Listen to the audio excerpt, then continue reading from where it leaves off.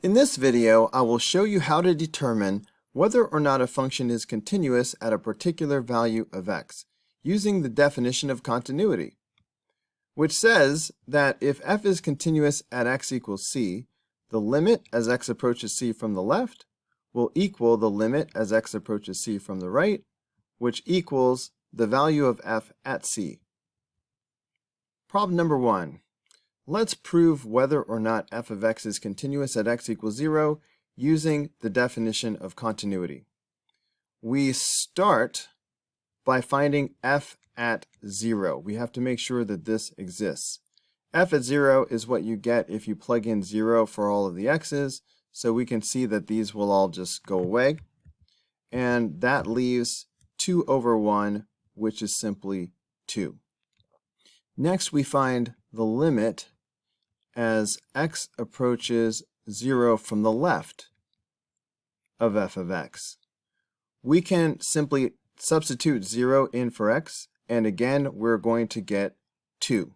So that feels a little silly because it is exactly the same thing, but a lot of times when you're using the definition of continuity, you are sort of going through the motions. So now we need to find the limit as x approaches 0 from the right of f of x. And again, we are just plugging in 0 for all the x's, and again, we get 2. So of course, we got 2 for all three things. In conclusion, we say that f of x is continuous at x equals 0 because the limit as x approaches 0 from the left equals the limit as x approaches 0 from the right, which equals the value of the function at 0.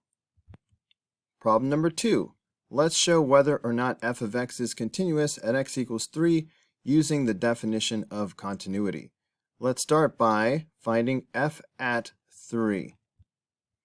Plugging in 3 for all the x's gives us this, which turns out to equal -7.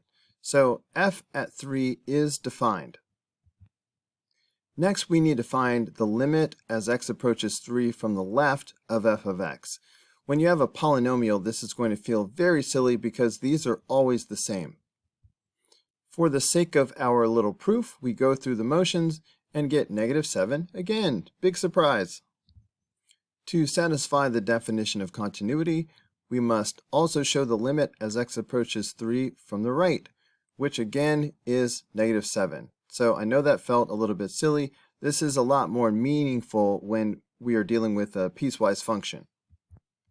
In conclusion, we say f of x is continuous at x equals 3 because the limit as x approaches 3 from the left equals the limit as x approaches 3 from the right, which equals the value of the function at 3. Number 3, let's show whether or not this function is continuous at x equals -5. Let's start by finding f at -5. Well, according to the piecewise function, f of x equals 2 at x equals -5. Kabam! Now we need to find the limit as x approaches -5 from the left. Anywhere other than x equals -5, f of x is equal to -x minus 2. That includes as x approaches -5 from the left, f of x is going to equal -x minus 2. Substituting -5 in for x gives us -5 minus 2. But of course, that's +5 minus 2, which is 3. And we can stop right there because we can already see that the limit as x approaches -5 from the left does not equal the value of the function at -5. In summary, we say f of x is not continuous at x equals -5 because the limit as x approaches -5 from the left does not equal the value of the function at -5. We need to classify the type of discontinuity we just found in problem number 3. Remember that a discontinuity is some type of a break in the graph. There are 3 types. It's called an infinite discontinuity when the break in the graph is at a vertical asymptote. It is called a jump discontinuity when there is a gap in the y values, and it is called a removable discontinuity when there is a hole at a single point. And it doesn't matter if the function could be defined. Let's say if the value of this function at c is up here at 6 or something, this would still be considered a removable discontinuity. The graph of f of x looks like this. Everywhere except for x equals -5, f of x is this linear function -x minus 2. And this is the graph of -x minus 2. Except right at x equals -5, instead of following the line, f of x has a value at 2. So that's where this dot is coming from. So we end up with a line with a hole in it, and instead of the hole, we have this dot below it. This is a removable discontinuity because we have a single point missing, we have a hole. Let's just include that as part of our answer. Number 4, let's prove whether or not this function is continuous at x equals 0 using the definition of continuity. This is a polynomial, so this is going to feel pretty silly. We will start by finding the value of the function at 0, which is what you get if you simply plug in 0 for these x's, which will leave 3. So f at 0 is equal to 3. Then we need to find the limit as x approaches 0 from the left of f of x. But we will find that by direct substitution, plugging in 0 for x. And we get 3 again.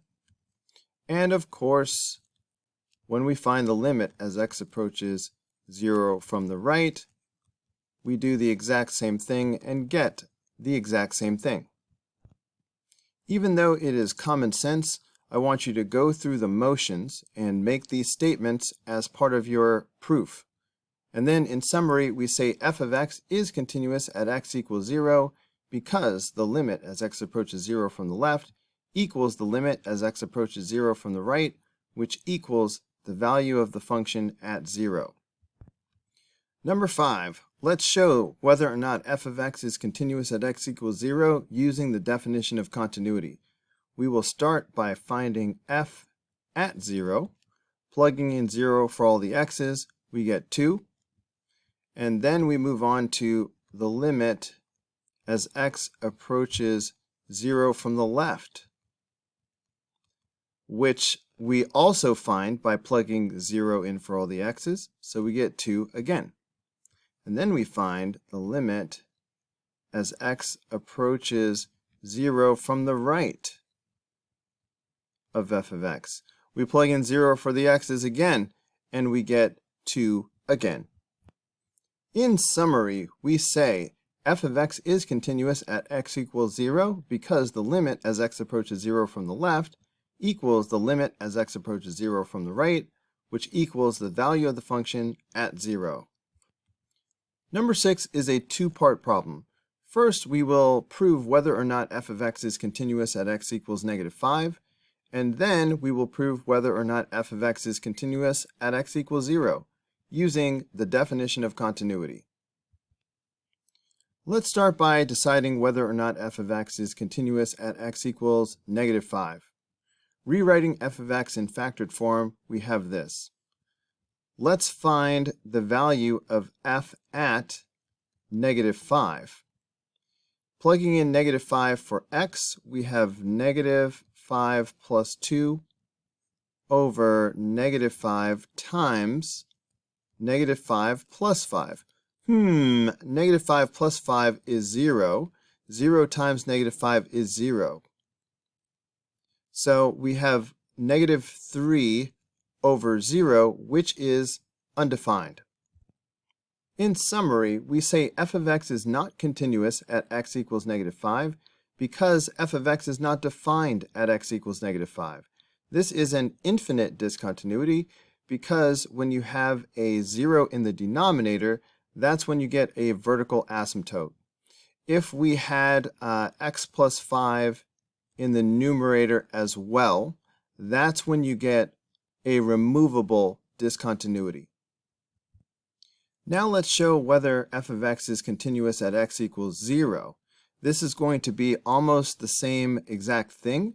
We start by finding f at 0. Plugging in 0 for the x's, we get 0 plus 2 over 0 times 0 plus 5. Again, we get 0 in the denominator, which is undefined. And again, in summary, we say f of x is not continuous at x equals 0 because f of x is not defined at x equals 0. This is another infinite discontinuity because having an x in the denominator that does not cancel out creates a vertical asymptote when x equals 0.